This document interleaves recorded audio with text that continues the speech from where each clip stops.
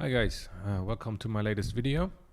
So this time it's a bit different. I'm not going to go through the entire process of making these images, but rather I'm going to focus on actually comparing a couple of different options that we have for lighting, rendering, many of which are free now, and some of which I just usually use, and where I'm comfortable talking a little bit about it and comparing them.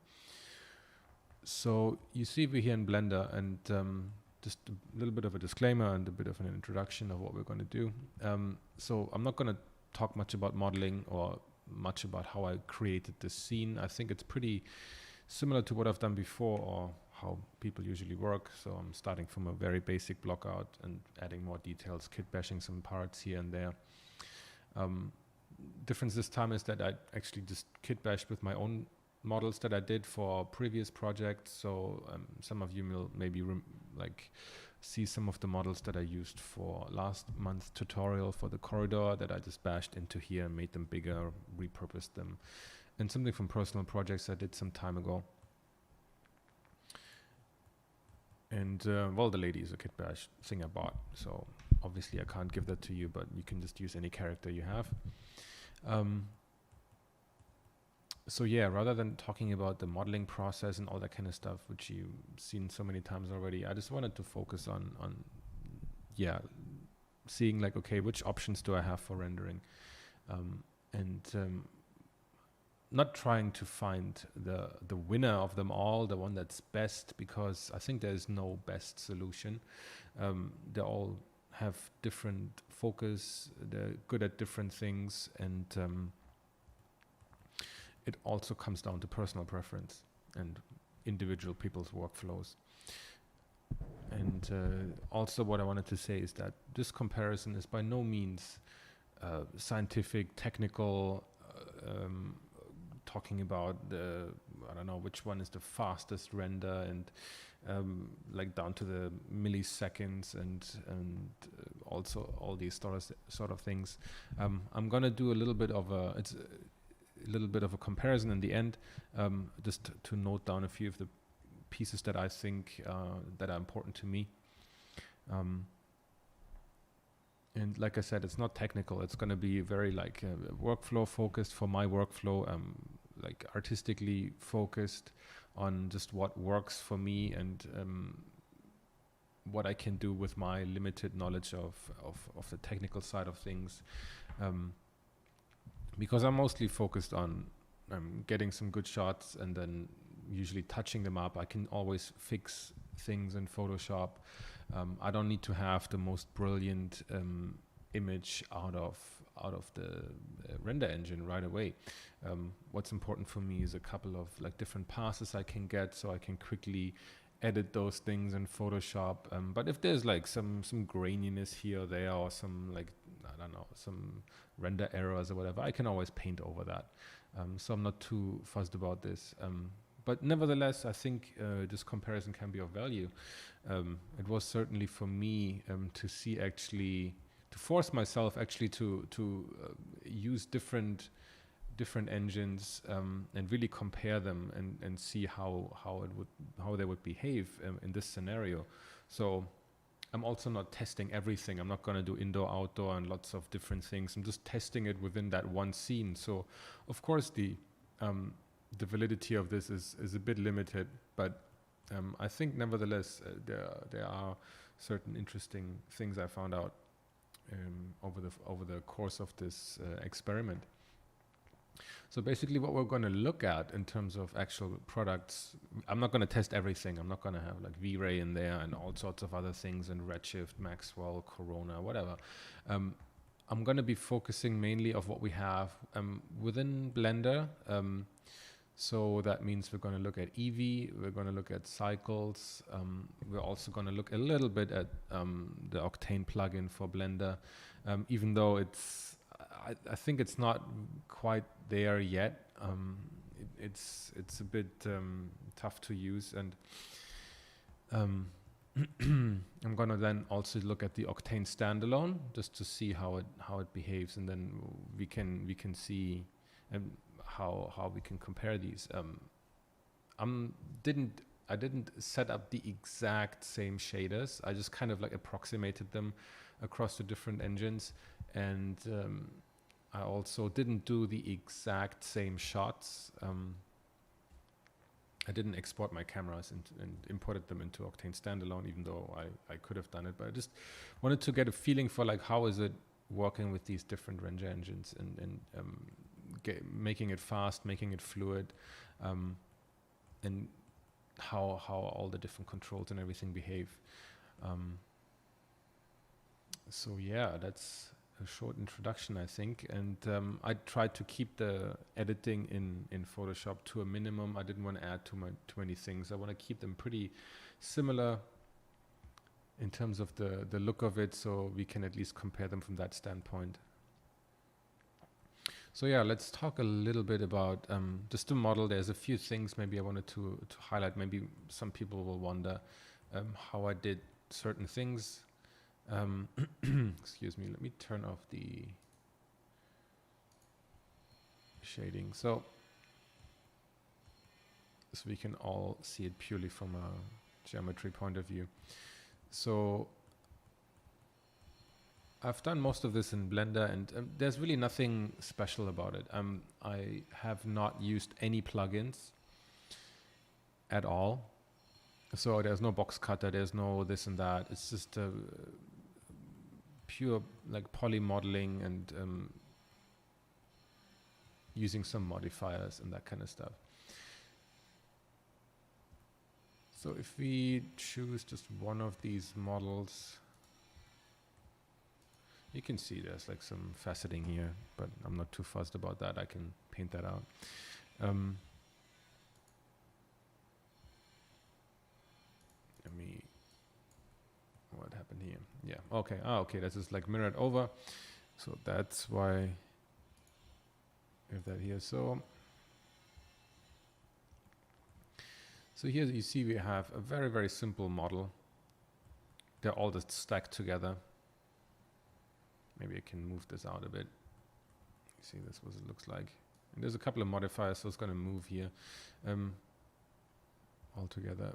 You see it's a very, very simple plane, and then I just added some bevels at the edges. Nothing special, very low poly geometry. Let me undo that. Navigate around here, and then I just added a couple of modifiers to basically mirror them over twice, so that if when I change something here, I didn't want to do that. And the selected, when I extrude it, it extrudes all four sides at the same time, which is very useful.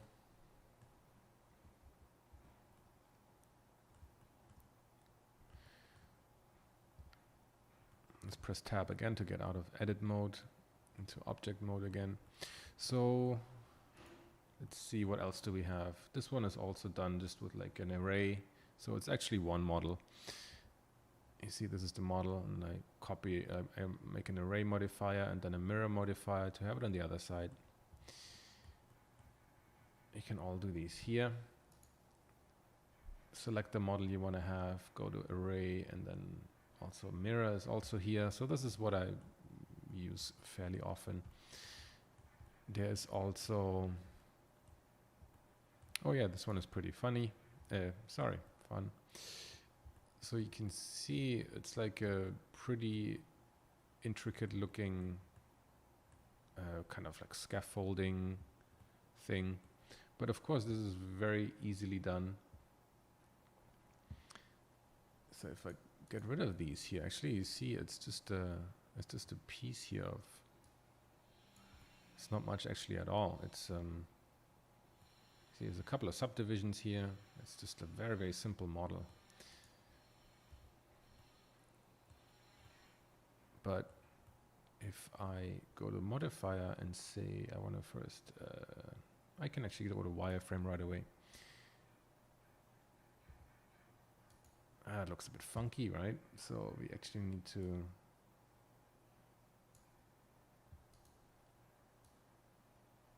I have to wonder why this doesn't work. Oh, the thickness here. So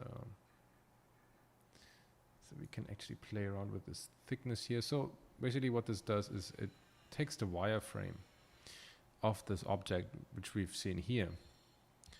You see here, when you press tab, it reverts back to the original model.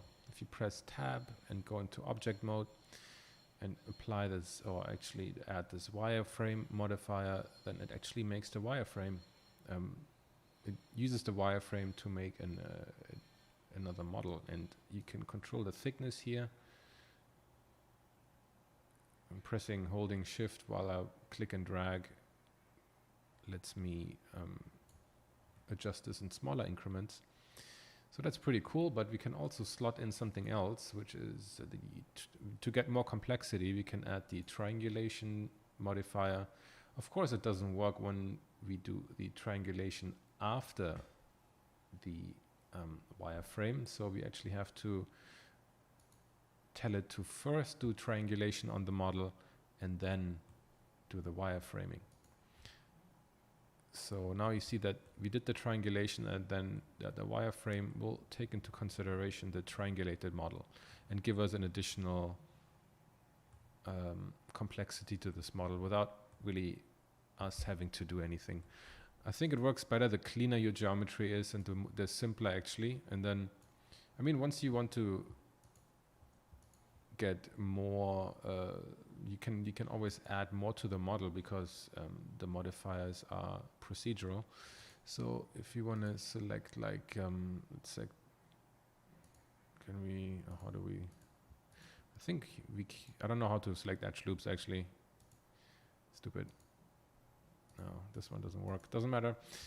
Just a quick addition here. So because I had a problem selecting edge loops because I'm stupid. So I figured it out. You have object selected, press tab to get into edit mode. You select the polygon along the face loop, what it's called, that you want to select, and you hold the Alt key or the Option key on a Mac and you press, and it will select the loop, or you can press in the other direction. So if you have this selected, we select this one with Alt held down, click, and then it selects this loop here. So very easy. Now you know how to do it, and now I know it as well. I just want to show you quick, I'm sure somebody will tell me how to do that. So if we, for example, take that and then extrude it, and then look at our model again, now we see that we have this part here is also now extruded and gives us more complexity for our model. Or this one as well. See, now we have this one here. So you can build yourself really nice scaffolding, support structures, or whatever you need for your scene. And I have that up here as well. Just duplicate it again.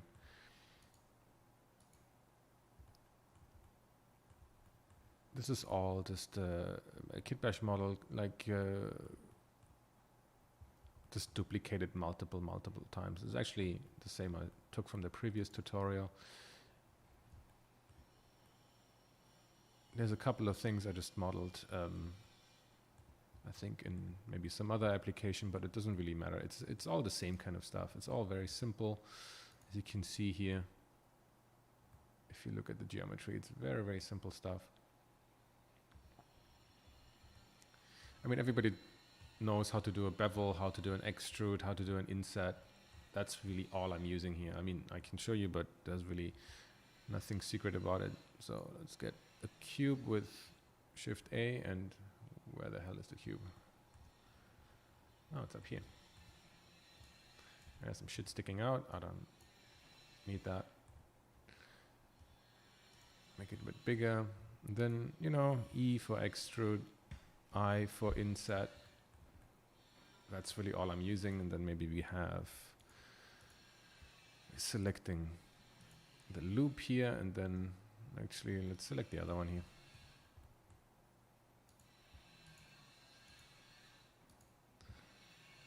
Sorry for the noise in the background. Why is that selecting? Anyway, it doesn't matter.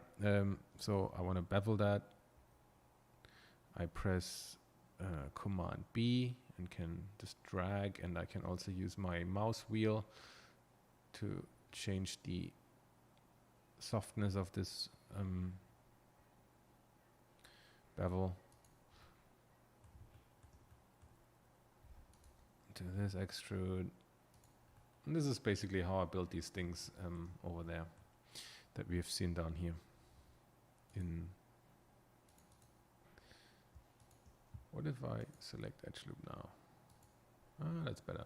So I also then do stuff like this and press bevel again. So now you can see that we're getting a really nice round soft edges here where we need to. So this is basically how I did all these shapes. But again, I just want to give you like a really quick, where are we? Where the hell are we? Here we are. Just a really quick overview over these things. I'll get to the lights and materials and everything later. But besides that, you can see a couple of cameras floating around here. Besides that, there's really nothing in this model that is like extraordinarily complicated. Just all compounding shapes, and you guys have this to play around, so you can take it apart however you want. So yeah, that's it just for the introduction of this this model. So we'll get right into, I think the first part will be about the shader setup and lighting in Eevee. So we'll get right into that.